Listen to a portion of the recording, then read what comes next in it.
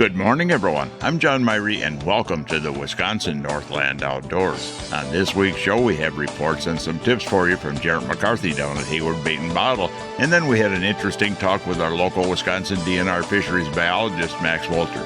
Lots to cover on this week's show, all coming up right after these messages. Get ready to ride. Hayward Power Sports has 2023 Polaris off-road vehicles in stock and ready for action. Plus, during the Polaris Spring Do More sales event, there are even generous incentives offered for the first time in years. Adrenaline junkies, feel the unbridled freedom of the pure speed and power with a Polaris RZR 1000 XP Ultimate offering a rebate of $3,000. Or do you need a side-by-side that's a true workhorse? Then the Polaris Ranger 1000 Premium is it and comes with a $1,500 rebate. Hayward Power Sports even has the machine that started it all, the Polaris Sportsman ATV with a $500 rebate on select models. And don't forget, we can help customize your machine to match how you use it. The options are endless, from a winch, plow, cab, heater or AC, to racks, gun scabbards, track kits, and more.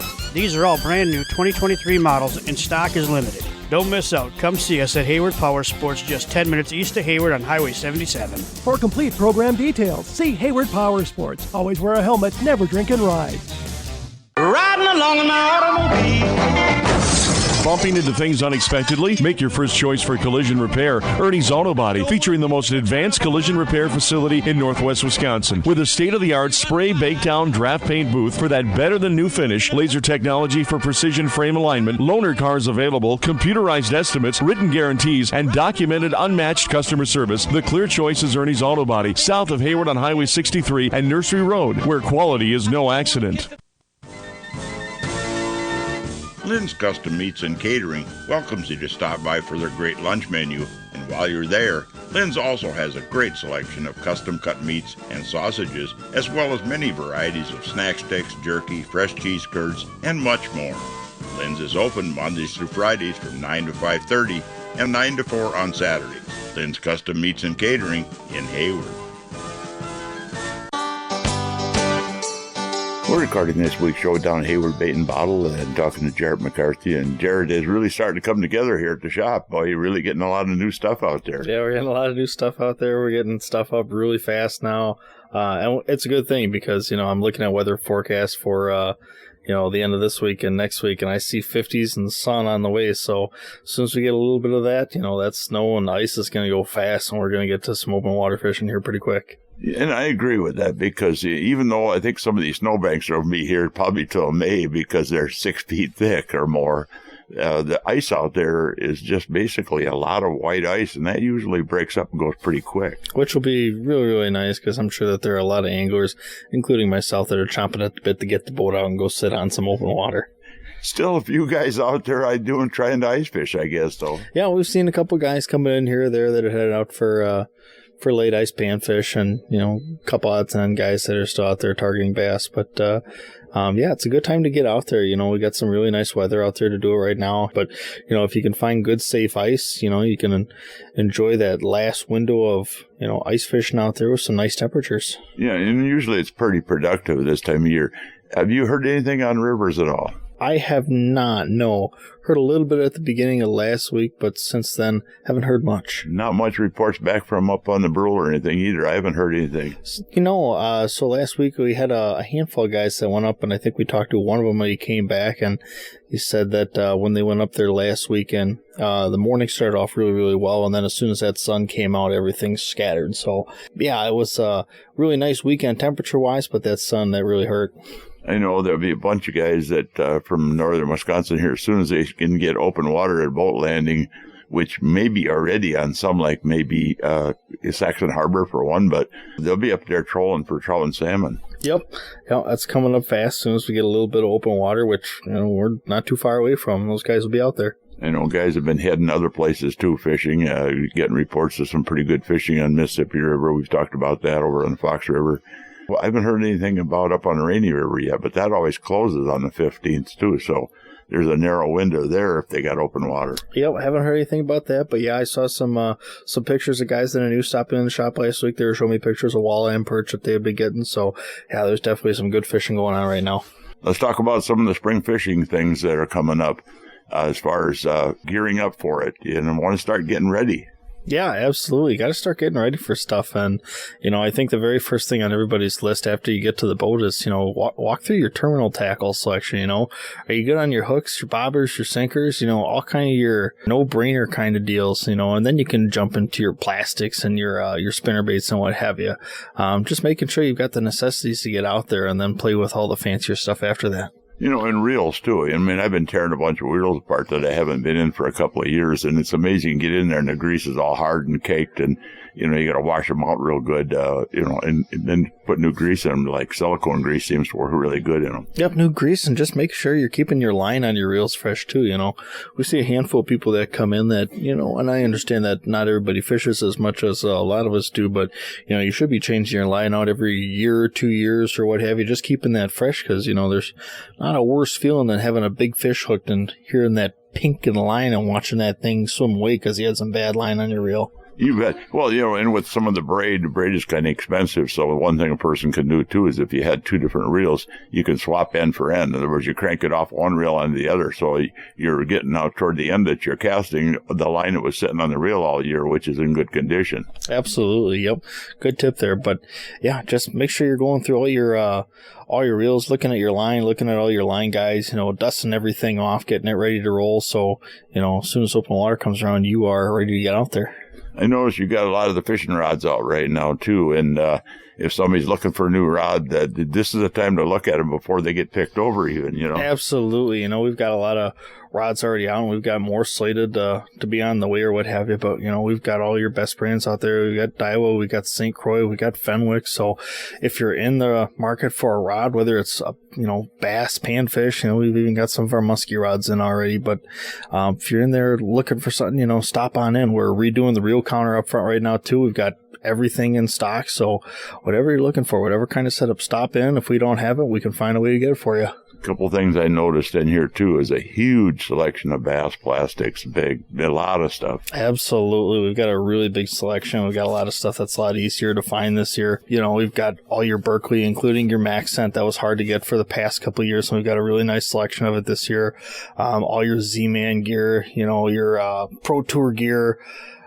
Chompers, Kalins, Yamamoto, whatever it is you're looking for, bass plastic wise, we've got it here. Amazing amount of gulp here. A whole aisle on the bottom shelf just full of gulp in containers, not even talking about what's hanging on the pegboard. Yeah, and there's a reason for it, with that gulp stuff. There are times where that stuff works better than live bait, and, if you get into a bite where they're hitting on that gulp, you're a lot more efficient too. You're going through a lot less bait. You're spending a lot less time trying to rebait. So, all you early angler or all you early season crappie anglers, don't be afraid to, crack open a can of gulp. Interesting story I'll tell you about that, too. I had two guys in the boat a few years back, and I've been a big proponent of gulp. I fish a lot of it. But two guys in the boat, and one guy had to bring along his crappie minnow, pail. And I got to fish the crappie minnows. And his buddy and me, we said, you know what, let's keep track of what we catch compared to what you catch in your minnows. And it was 12-1, 12 on gulp to 1 on minnows. It's amazing what that stuff is sometimes. And there will definitely be people out there that are still like that. It's, it's not a plastic bait or whatever, but for that gentleman, it had to be a confidence bait. And wherever you're going to go, definitely take your confidence baits. But, don't be afraid to try something new. You'd be surprised how many baits you'll start adding to your box once you just give in a little bit and start trying something else. And the other thing, too, I noticed pan fishing is really popular, especially early in the season like this. And as soon as we get open water, you've got a whole lot of new stuff when it comes to the panfish, too, especially some of the soft plastics. We sure do. Obviously on the show, we've highlighted Z-Man before. We got a lot of new Mr. Crappie gear coming in. We've got all the Kalins plastics, the crappie scrubs, the little tickle tail minnows for panfish or what have you, plus a host of jigs by VMC. We've got some hair jigs coming in. Obviously, we've got your chicken jigs that are been really popular around here the past couple of years. But yeah, there's so much in the line of panfish gear that, is just going to be awesome to get out and use. There's a reason. It's probably the most popular thing out there people go fish for. I know that anybody needs information on, lakes and places to go here or tackle everything else, they can stop in and talk to you guys. Absolutely. We're here. We're knowledgeable. Every once in a while we catch fish around here. So, yeah, we know where to point you. Thanks, Jared, for taking the time here. Thanks, John. Well, folks, we need to take a break right now and hear from some of the fine sponsors that make this show possible every week. When we come back, we'll be talking to our local DNR fisheries biologist, Max Wolter. So stay tuned. We'll be back right after these messages. Hayward Bait and Bottle is your one-stop for the Hayward area's largest selection of rods, reels, lures, fishing electronics, boating supplies, and much more. Whether you fish for bass, walleyes, panfish, or muskies, at Hayward Bait and Bottle you'll find everything you'll need for a successful season. Check out their huge selection of musky baits, and again this year, they've expanded their selection of soft plastic bass and walleye baits. In the bottle shop, you'll find a full selection of beer and liquor.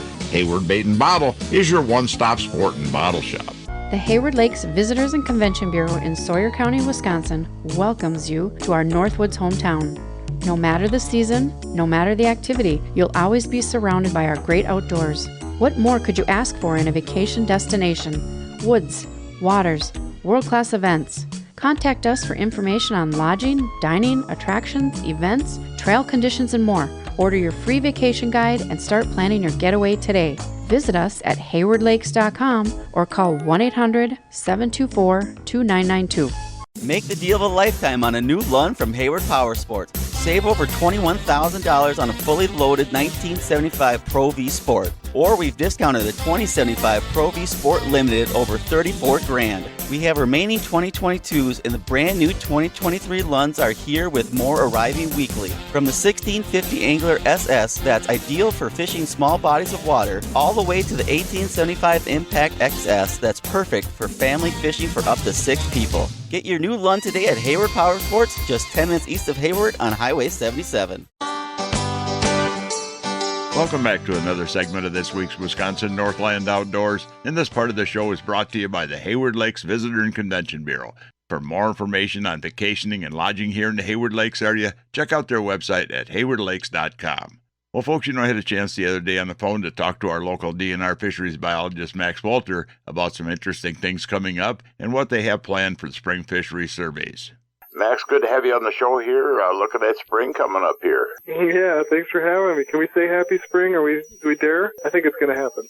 Yeah, I think it will. I mean, we got a lot of snow to get rid of. I think we'll have snowbanks sitting around until halfway into the summer to put your beer cans in to cool them. But I think the ice will go quick because that ice this year just didn't develop like it normally does on normal years, did it? No, yeah, it's been a different kind of winter in many ways, and hopefully it'll kind of be coming to a close here. Looking at the forecast, and I generally like what I'm seeing. It's going to warm up, but we have thawed ground in most places, so a lot of this water is going to go down instead of going directly into rivers and creating a lot of runoff and flooding issues potentially. Not that some of that can't still happen, but I think we're going to absorb a lot of this water and get it as groundwater, which is even better for lake levels and trout streams and all that stuff. Yeah, kind of what I've been thinking and seeing out there too is that we need to bring them lakes back up again. Let's talk about a couple of things real quick here. The one thing that'll be happening here the Monday after this show airs, is your chance to vote online for the annual conservation hearing thing. That'll be an online thing again, right? That's right. Yep. The way to provide input this year, once again, is online. It's open for a period of a couple days starting on Monday. So the way to do that is go online, go to the DNR website, and use the little DNR or the little search icon and type in WCC or Conservation Congress, and that'll bring you to the page for the Congress, and there you'll see, where you can provide your input and look through all the questions and tell us whether you support or oppose them. And there's quite a few. There's a lot going on this year. Well, there's several things statewide on there, but there's some things that are local, and one of them is that if you're actually going to do this as an experimental regulation to see if we can get those big giant crappies back in a lake again in one of our lakes. Well, I don't want to overpromise on big giant, but we do have a proposal. And you're talking about the one for Moose Lake. That would be kind of an experimental panfish regulation scheme, a reduced bag limit paired with a kind of a unique size limit where you can only harvest one panfish over 12 inches. Most likely that's going to be a crappie. See if we can improve the size of panfish in Moose Lake, because folks have been interested in that for a long, long time, as you know, and so we're going to put that out and see what people think of that proposal, if it's supported, and it goes into place, then we'd kind of monitor that population and see how things change over time. I do know that the crappie population in that particular lake and moose did average quite a bit bigger back in 40 years ago, but we've seen that on a lot of lakes. The size structure seems to go down with increased fishing pressure. Sure, yeah, it's one of the fairly predictable and common things as you get more people fishing and anglers are efficient and are catching lots. It's harder to maintain those really old individuals, and that's really what it is. A large fish is typically also an old fish. And so every season when there's a lot of angling pressure, it's a risk that fish is going to get harvested. And on lakes that have a lot of angling pressure, it's just hard for them to make it to be 10, 11, 12, 13 years old, which is what a really, really big crappie is. Well, actually, when you're talking about that, people would be better off to actually harvest the younger and more abundant fish and a little bit smaller fish rather than, say, well, let's throw that one back and let it grow some. We want the bigger fish. We should be harvesting the younger, smaller fish, I think. Yep, yeah, and you and I have been talking about that for years and trying to get people to kind of reframe their thinking on what they harvest. And, if they really want to see super big fish in a population, you got to let the sort of big ones go and harvest, again, the more abundant fish, which in terms of crappies might mean harvesting more 9 and 10 inch fish and starting to release some more of the bigger ones. And that's exactly what that experimental regulation would kind of force people to do. You could take one big crappie, you get the 1/12, but that's it. So you have to put some of your harvest on some of the more abundant, smaller sizes. And that's been a popular idea for a long time. We just haven't always had the support from anglers to do it. But things are changing, and so we'll be interested to see what the results are on that proposal. What else is on that meeting that might be of real interest to people here in the Hayward area? Sure. So the two other local questions, one's pretty straightforward. It relates to Island Lake and Osprey Lake, two kind of smaller lakes that right now have seasonal panfish reduced bag limits. So that's part of that larger panfish experimental project. And the folks on those lakes said, we don't have a problem with the reduced bag limit. In fact, we'd prefer to have it year round instead of just having it for kind of the 2 peak early summer months. And so we worked with them on that and said, yep, we can put that out as a proposal. So that's pretty straightforward. It would just mean the reduced bag limit would be in place year round instead of just in May and June. The other one's a little more complex and different, I guess, because it relates to pike bag limits and increasing bag limits in lakes where we're trying to maintain a lower abundance of northern pike and using angling harvest as a tool to get there. So we're looking to go with a 10 daily bag limit for northern pike on the chippewa, the cooterray, the tiger cat chain, and the spider chain. I know, pike has become a problem on some of our lakes up here, and the problem is a lot of people just don't want to harvest them, it seems like. That's true, yeah. So even a place like the Chippewa where we've been heavily promoting pike harvest for quite a long time and have programs to even incentivize people, about 80% of the pike that are caught are released. So what we're hoping to do with increasing the bag limit is knowing that only a relatively small percentage of anglers are willing to keep pike, make it possible for them to actually take more home on any given trip, especially in times of the year where pike are relatively easy to catch in those early summer months, and try to maximize that opportunity to harvest pike by the few people that are willing to do it, at the times when it's really easy. I don't expect people are going to be catching full 10 bags of pike all year round. They get harder to catch once you get later into summer and fall, but we hope that'll increase the amount of total pike harvest which is needed on these lakes, not just for muskies, which are the native species that we're trying to manage for, but also so we can have bigger pike. When abundance of any species gets too high, the size starts to suffer, and so keeping pike thinned out is also beneficial for their populations. And we've talked about this multiple times on the radio here, the fact that pike are actually very good eating fish, right up there with anything else. And they're actually more abundant without hurting the population. We can harvest more pike than we can a lot of other game fish species and have some good table fare there to eat, too. Absolutely. Yeah, and I think some people are coming around to that message. The challenge has been, and I've talked to folks that have helped organize some of the great pike events out on the Chip, but there's just a lot of people that their mode is not to harvest any fish. They're going out, they're doing catch and release for bass or muskie or whatever, and they just don't harvest anything. How do you convince those people to actually harvest something when their standard is kind of just catch and release for everything? The other group would be, panfish anglers that aren't really encountering pike at a very high rate, but might keep one if they caught it. So can you convert some of those people or whatever? So it's a challenge.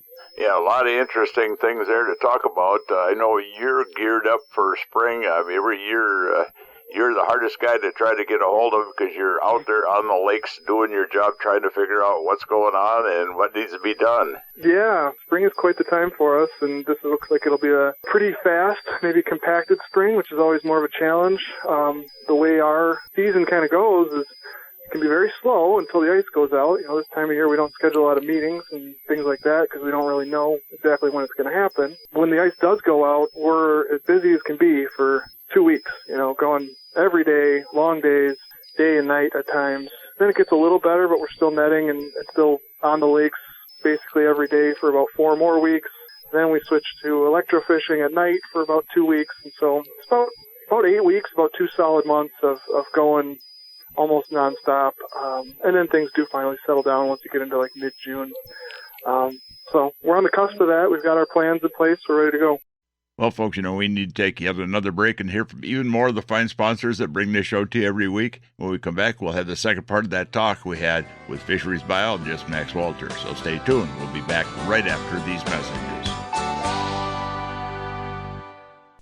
Hey folks, come on over to Hayward Ace Hardware and check out the area's largest selection of firearms, ammo, and accessories. We carry top brands like Browning and Sig Sauer, and we have a great selection of the newest and hard-to-find models. We've got a large selection of ammo with more coming in daily. If you need a scope, we carry great brands like Leupold, Hawk, and EOTech, and we'll even mount it and bore-sight it for you too.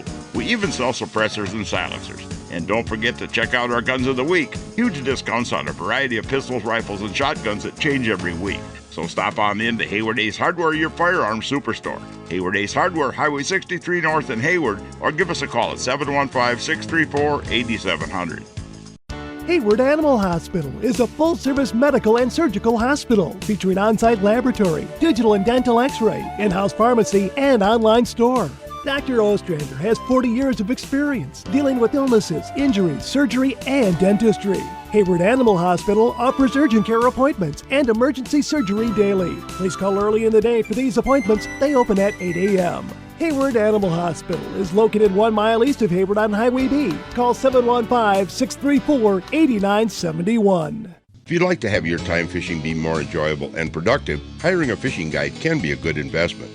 Whether it's learning more about fish patterns throughout the year, learning how to use your depth finder to find the best spots and fish, learn how to use that GPS to get the most out of it, or learn better boat control. A day on the water with a guide can really help you to be a better angler, as well as make a day on the lake very enjoyable. To book a guide trip this year or get more information, you can find us on the internet at www.wiscnorthlandoutdoors.com, and then just click on Area Guides. Welcome back to the last segment of this week's Wisconsin Northland Outdoors. And folks, we're going to jump right back into the second part of that talk we had with our local DNR fisheries biologist, Max Wolter. Well, you guys, I know you get out there, you do a lot of shocking at night on some nights, and you do a bunch of netting. What's the difference? Why do you net in some instances and shocking in others? What's the difference there? It's a great question. Yeah, it just comes down to different species that we're targeting. Some species, we can capture them in the nets really well. Pike, walleye, muskie, they all come into the nets because they're spawning along shorelines where they're kind of cruising along, pairing up. And when they hit the lead part of our net, it just directs them right in there. And it works really, really well for species that spawn like that. Other species that don't go along shorelines, kind of dropping eggs, the ones that build nests are more stationary. And so we'll target those with electrofishing, where we kind of go to them because they're not going to come into our nets in the way that we expect them to. So that's kind of the simple explanation for why we use the two different methods. Well, bass are one of them. We've got a lot of good bass lakes up here right now, and the smallmouth fishery is tremendous. You know what? What I understand is that you said they don't move a lot, and I understand that actually the smallmouth bass is always going to stay pretty close to the area that he was spawned and hatched on. Yeah, that's something we're finding out more and more across different fish species.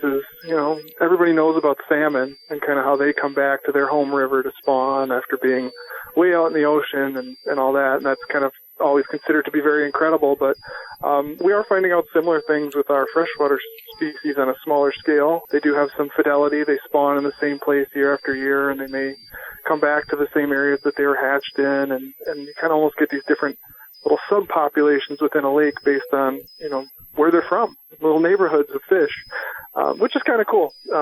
And, we see that when tagging studies and all sorts of, different things that we're doing out there with surveys. Well, yeah, in the smallmouth, in some waters, they do kind of move around the system a little bit more, but for the majority, from what I understand, that they stick pretty close to that same one home area, winter or summer, and they just move different depths. Yeah, and we think about, fish, so much of their decision-making, so to speak, is how do I get energy, how do I get food without using much energy, right? So if you had a good rock bar and there's going to be crayfish around all the time, why leave? Why go swim around the lake and go, take your chance somewhere else where, you got food at home? And so that's typically what they do, is if they've got a good spot, they're going to stay there. Sometimes they're forced to move for one reason or another, but yeah, they're homebodies to the extent that they can be. Well, what lakes are you going to be out on this year, and what are you looking for? Sure. Yeah, I can kind of go through our order here. This is kind of how we expect them to go in terms of when the ice is going to go out. So our first stop is almost certainly going to be Barker Lake. That's on the east fork of the Chippewa, and that'll have all that water ripping through there, and that one will come open pretty soon. So that'll be our first stop, looking for walleye, looking for crappies, muskies. After that, we're expecting to hop up to Nelson to do a pike survey right after the ice goes out. That's Nelson's always been a pretty good pike fishery, but we've been getting some concerns and a lot of questions from folks lately about what's going on out there, and so we're going to take a look at pike as well as other species. Then we're going to maybe go to Smith Lake. There was some work we weren't able to complete last year. We just kind of ran out of time, so we might do a little bit more of a follow-up on Smith right across the road from Nelson. Then our big effort's going to be on Teal and Lost Land, where we're going to try to estimate the total number of adult walleye in each of those lakes. We'll do some work with muskies and crappies too. After Nelson, probably Tiger Cat, looking at pike and muskie. That'll be the big question there, as it has been for a number of years. And then last stop will be Round. As Round starts to warm up a little bit, we'll get in there for probably muskies and crappies. And then many of those lakes will also get a bass and bluegill survey a little later on, probably in early June. So that's kind of the list for this year. Well, that sounds like a big project. It is. There's a lot of hours. It's a lot of timing. It's a lot of trying to keep track of, okay, the ice went out here on this day, so we want to be here about now, and tracking water temperatures and all that stuff. So, yeah, it's a little bit hectic, and sometimes we're on 2-3 lakes during the same day, decontaminating the boat in between, run back to the office, bleach everything down, reload with nets, and off we go again. But I'm really lucky to have a very good crew. Scott Braden, our technician in Hayward's the best in the game at making sure that this train runs on time. So it's not just me. Well, I'm looking forward to getting you on the radio after you get all that data, and it'll be a while yet, but find out what you're finding out on some of these lakes, because a lot of the lakes are lakes that I fish and guide on too. Good, yeah, and we always find out interesting stuff. We have the things that we want to know, like how many walleye are in the lake or whatever, but then we always end up observing and noticing other interesting things along the way that are often very unexpected. So hopefully people like hearing about that, because we're always willing to share that information. Hopefully you don't find things you don't want to find. Well, that's true. I mean, yeah, part of this is identifying where there's problems that we need to address, but sometimes it's just curiosities. Can you believe the fish were doing this? Or, we saw this oddity or something like that. And we do try to, take note of anything that might help anglers. Crappies were here, or, smallmouth look like they're at this stage in their cycle or whatever. So try to relay that to the best we can as well. A lot of great information, Max, as usual, from you, and I really appreciate you taking the time with us here to tell us what's going on. Sounds good. We'll catch up again soon. Okay, thanks, Max. Well, folks, we're about out of time for this week's show. I'd like to remind everyone out there that if you miss a show, go to our website at wnoradio.com. From there, you can link to our podcast site, and the show is also on Spotify and Google Podcasts every week. And also, if you're looking for information on vacationing and lodging here in the Hayward Lakes area, check out the Hayward Lakes Visitor and Convention Bureau website at haywardlakes.com. Thanks for listening, folks. We're out of time, and we'll be back again next week with another interesting show for you. Listen with me, I'm gonna take you there to our Wisconsin outdoors, our Wisconsin outdoors. This program has been produced and hosted entirely by Wisconsin Northland Outdoor Communications. Any and all views expressed are not necessarily those of the station.